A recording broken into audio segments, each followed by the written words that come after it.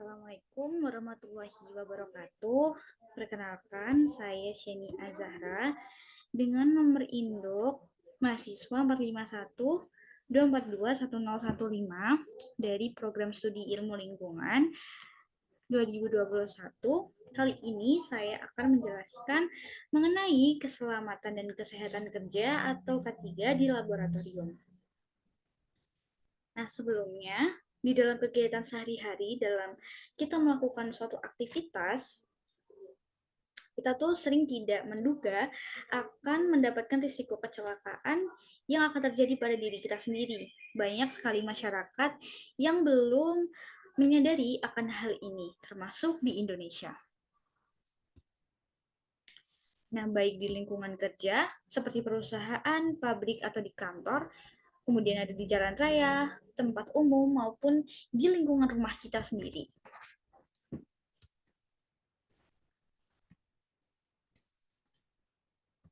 Nah, jadi apa sih ketiga itu?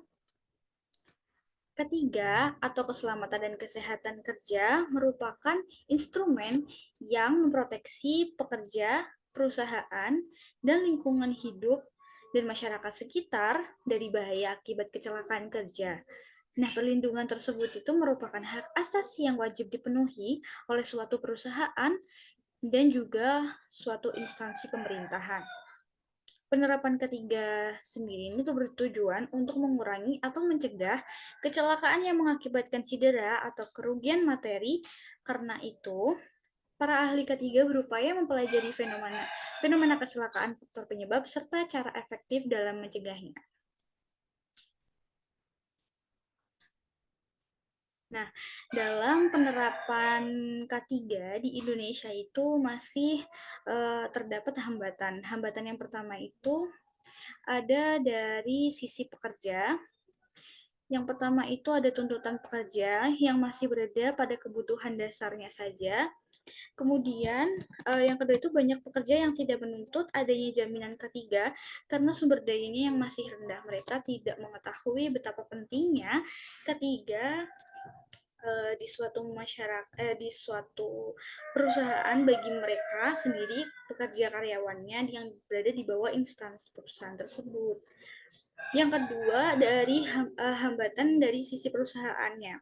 Nah, perusahaan itu lebih menekankan biaya produksi atau operasional dan meningkatkan efisiensi yang sebesar-besarnya daripada biaya dari perusahaan itu dialokasikan ke K3, karena dari perusahaan sendiri belum aware apabila terjadi kecelakaan di perusahaan mereka, mereka juga harus mengeluarkan atau spend money yang lebih besar dari yang mereka pikirkan, seperti itu.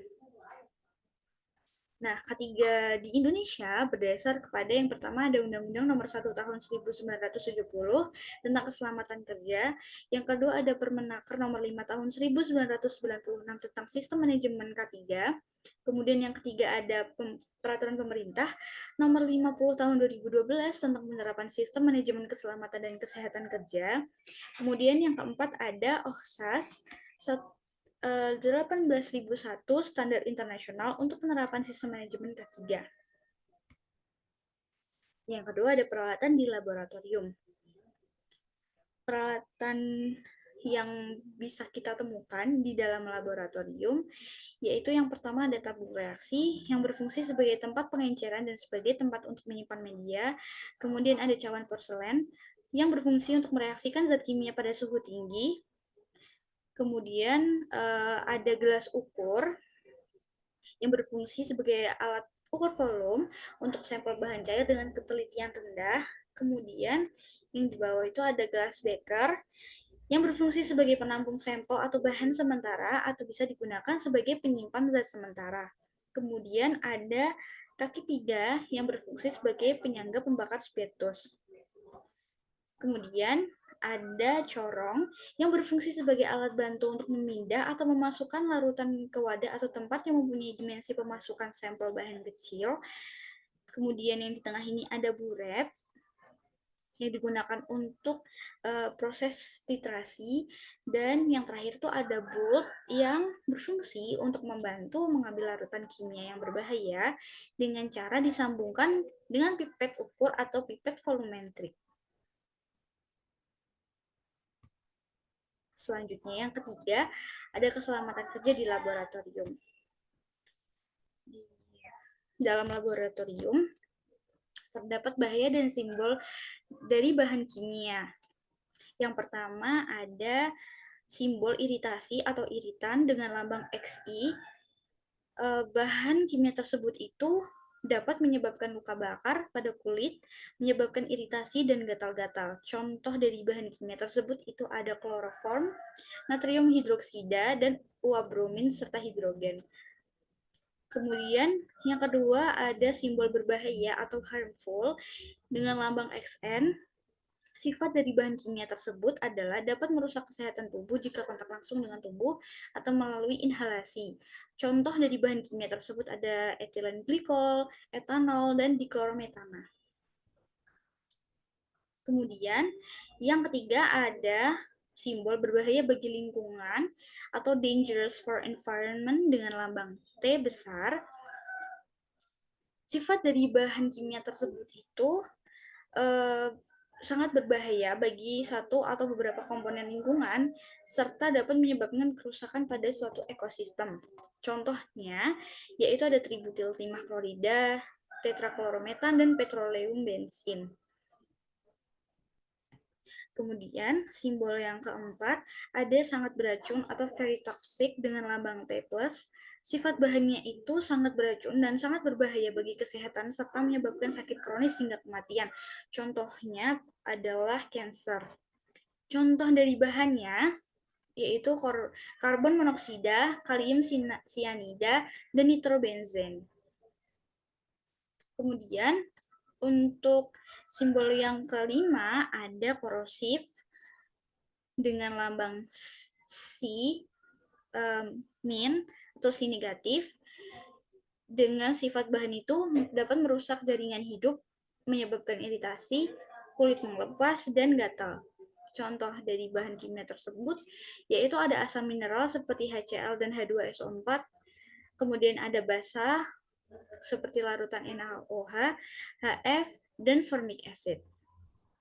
Kemudian untuk simbol yang keenam ada radioaktif atau radioaktif dengan lambang R dengan sifat bahan yang mengandung material dapat memancarkan radiasi secara spontan. Contohnya bahan kimia tersebut itu ada tritium, uranium, dan plutonium.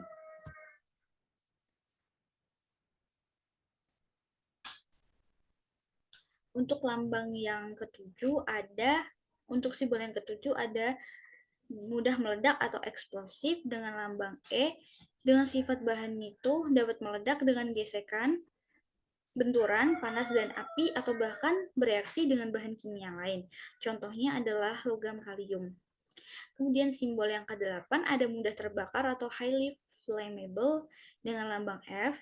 Sifat dari bahan kimia tersebut adalah memiliki titik nyala yang rendah, yaitu kurang dari 21 derajat di bawah kondisi tekanan atmosfer.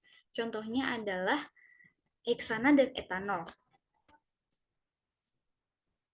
Kemudian ada simbol yang ke-9 yaitu mudah teroksidasi atau oxidizing dengan lambang O, dan sifat bahannya itu dapat melepaskan banyak panas atau menimbulkan api ketika bereaksi dengan bahan kimia lainnya, terutama bahan-bahan yang sifatnya mudah terbakar, meskipun dalam keadaan hampa udara.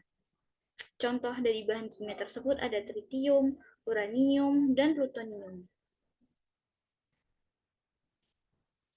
Kemudian ada upaya pencegahan potensi timbulnya bahaya di laboratorium.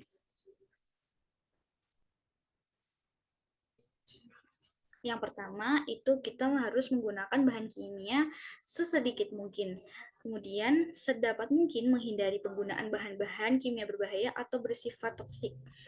Kemudian, berada di lokasi yang jauh dari peralatan yang sedang beroperasi atau dapat juga menggunakan peralatan pengendali dari jarak jauh atau remote control. Kemudian, menggunakan juga penghalang atau tabir antara sumber bahaya dengan posisi praktikan. Kemudian mengenali dan menangani potensi bahaya kecelakaan dari sumbernya secara langsung. Kemudian untuk hal-hal tertentu dapat digunakan monitor elektronik sebagai pengganti pengamatan dengan mata secara langsung, terutama untuk hal yang memancarkan sinar kuat atau sinar ultraviolet. Kemudian menjaga kebersihan laboratorium dengan baik, memastikan sirkulasi udara di ruangan harus berjalan dengan lancar, dan selalu menggunakan peralatan keselamatan kerja di laboratorium. Nah, apa saja sih peralatan keselamatan kerja di laboratorium sendiri? Itu yang pertama ada APAR atau alat pemadam api ringan, kemudian yang kedua ada safety shower, kemudian yang ketiga ada pencuci mata atau eye wash, dan yang keempat ada lemari asam atau fume hood. Nah, yang kelima ini adalah alat-alat yang wajib kita kenakan saat kita berada di laboratorium. Ada sepatu pengaman, ada sarung tangan, kemudian ada kacamata pengaman, kemudian juga ada jas laboratorium, tentunya jas laboratorium bisa di yang bisa sekali pakai dan berkali-kali pakai, kemudian juga ada masker, dan kemudian ada goggles dan ada face shield bila diperlukan. Nah, kesimpulan dari em, penyampaian saya pada kali ini yaitu berbagai macam resiko itu dapat timbul dan bahaya dari bahaya-bahaya yang bertebaran di laboratorium, mulai dari risiko adanya reaksi yang tidak diinginkan hingga menyebabkan adanya paparan dari radiasi, kemudian mungkin ada kebakaran hingga kebocoran bahan kimia maupun biologi. Nah, oleh karena itu penting sekali bagi kita seluruh praktikan yang ada di laboratorium yang melakukan praktikum untuk menerapkan prosedur ketiga yang tepat agar risiko dapat dihindari. Sekian pemaparan mengenai keselamatan dan kesehatan kerja di laboratorium kali ini.